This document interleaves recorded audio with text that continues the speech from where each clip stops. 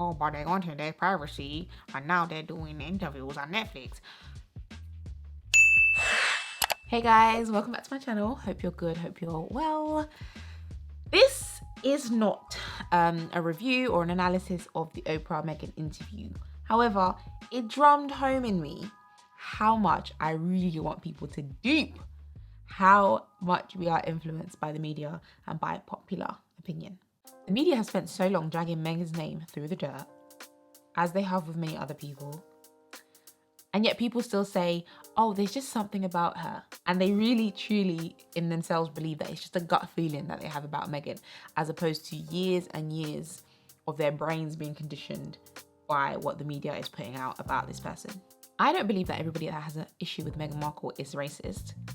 But I do believe that the origins of these ideologies and these opinions that are leading them to not like Meghan Markle, the origins of those, 100% racist.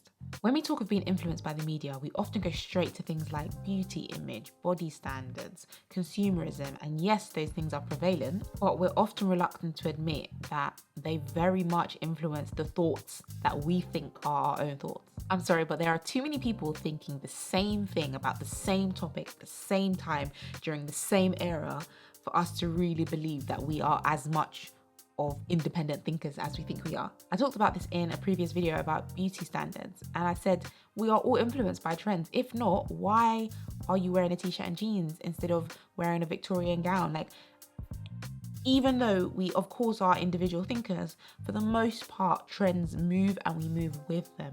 Same way we are now having thought processes and we're all collectively agreeing on things that back in the 50s we did not think. And I think that we're kind of embarrassed to admit that our thoughts are being influenced because it kind of feels synonymous with being naive or being gullible, when actually we just need to deep how influential the media is. I would sit up at night and I was just like, I don't understand how all of this is being churned out. And I realized that it was all happening just because I was breathing. In the interview, Harry kind of talked about this symbiotic relationship between the monarchy and the tabloids, the media. But I also am acutely aware of where my family stand and how scared they are of the tabloids turning on them. I think everyone needs to have some compassion for them in that situation, right? There is a level of control by fear that has existed for generations. Do you know how mad it is that the Queen and them, man, the Queen of England, are at the mercy of cheap tabloids? And we know it's true because the monarchy cannot survive without our support, without the support of the public. And who controls the public's opinions? Yes. One of the people at that dinner said to me,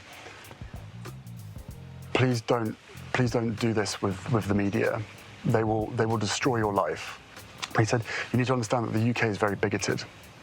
And I stopped him. I said, the UK is not bigoted. The UK press is bigoted, specifically the tabloids. Is that what you mean? He goes, no, the UK is bigoted. And I said, I completely disagree. But unfortunately, if the source of information is inherently corrupt or racist or biased, then that filters out to the rest of society. Exactly. If that's not proof of how important or how influential the media are, I don't know what is. So I don't really want to hear anymore like, oh, there's something about her, I can't quite put my finger on it, I just have a feeling.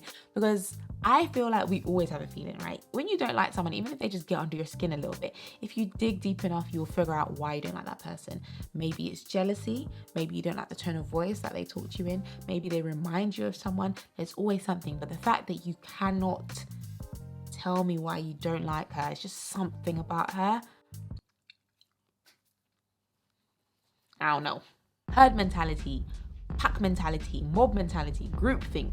These are all very real, very well-researched phenomenons. There was an experiment done in the 50s whereby one real participant and 7 actors asked a question with an obviously correct answer. And where the actors didn't act and actually just gave the correct answer, the obviously correct answer, there was an error rate of less than 1% within the unknowing participants. But on the occasions where the actors were told to give an obviously incorrect answer, 7 against 1, the error rate rose to 37%. So even in even in an experiment where you walk into the room, they say blah blah blah blah blah. It's obvious that this is the right answer. In an occasion where 7 other people are saying, "Are you dumb? This is the right answer," or giving another opinion, the error rate rose from less than 1% up to 37%. In another experiment, a whole bunch of people were instructed to just walk around this large room randomly without interacting with each other. A select few were given clear instructions of where to walk in the room, and pretty soon the whole room were following 1 or 2 of the instructed people who seemed to know where they were going. The study showed that it only takes 5% of instructed and confident looking people to influence the remaining 95% of people, and 200 volunteers did this without even realizing. And this happens online too. There was another experiment.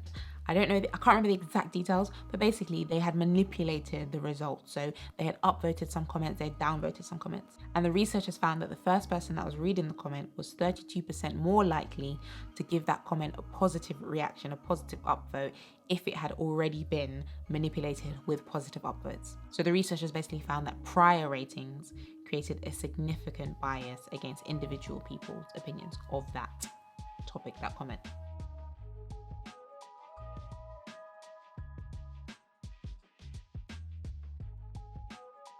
And yes, I'm using Meghan's thing as an example, and we might see the character assassination of Meghan as minor, but this is not new. We've seen it all throughout history, just the magnitude of the effect that mass media propaganda, that mass media opinion can have, both good and bad. A good example could be the increase in diverse representation in the media, because studies have shown that a lack of real-life contact between 2 racial groups can lead to those people relying on media stereotypes to form an opinion of that person, which is why representation matters. A bad example includes slavery, where they were literally taught through mass media that we black people were less than human, we felt less pain, we were more savage, all because of the color of our skin. Thinking about that is like, that's dumb. How could anyone believe that? But I think they must have believed it. Otherwise, how could they commit such atrocities and then literally go to sleep peacefully at night? It doesn't make sense. Another extreme example includes genocide, where neighbors can literally kill their neighbor that they've grown up with, all through being influenced by something as simple as a radio broadcast over time. Now, of course, I'm not comparing these two things. I'm just trying to drum home the level of influence that the media has on our opinions and how they can shape how we see people, how we act, how we behave, and what we think our opinions actually are. And I just want people to think for themselves. I just didn't want to be alive anymore. And that was a very clear and real and frightening, constant thought. I'm sorry, I don't believe a word she says, Meghan Markle. Well, that's a I wouldn't believe it if she read me a weather report. My first response is not going to be to not believe a woman was on the verge of a mental breakdown whilst pregnant due to the institution, the tabloids, literally doing to her what we've seen them do to other people with even more devastating consequences. Why is that going to be my first response, to think she's lying? This is supposedly the Duke and Duchess of privacy. My first response to any sort of online news about Meghan and Harry is not going to be to type, "Oh, but they wanted their privacy and now they're doing interviews on Netflix." When no, that's not what they said, and we're purposely not hearing them because we'd rather write a clickbaity, retweetable, likable comment that we just saw someone else make about 10 times. Anyways, if you disagree with me, that of course is perfectly fine. I would just like for us all to think for ourselves. If you think for yourself and you still disagree with me, cool. And finally, no matter what your opinion is, I just think we need to be kind. Let's say Meghan and Harry did abandon their royal duties and they did blindside the Queen. And what if Meghan did steal Harry away from his duties in the UK? Did you die? Tell me if this information is going to in any way affect your life in a serious way. Like, why is the public so furious? Because there's just something about her, right? Remember I did a video on cancel culture? If you haven't checked it out, check it out. I feel like the media is just one big old cancelling machine, big old cancel culture fueling machine. They want the clicks, they want the likes, they want the power, blah, blah, blah.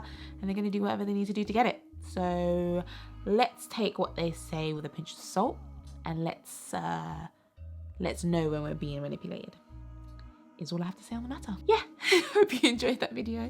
Hope you got something from it. Let me know what you think down below. I've had conversations with people who disagree with me, and it's like, yeah, you're making valid points. I've checked some things about myself. I might jump into certain conclusions. All these conversations are necessary. So yeah, let me know what you think in the comment below. But please remember to be kind. Like, we don't need to fight. We can have a different set of opinion, and it's all good. And I will see you in my next video. Bye guys.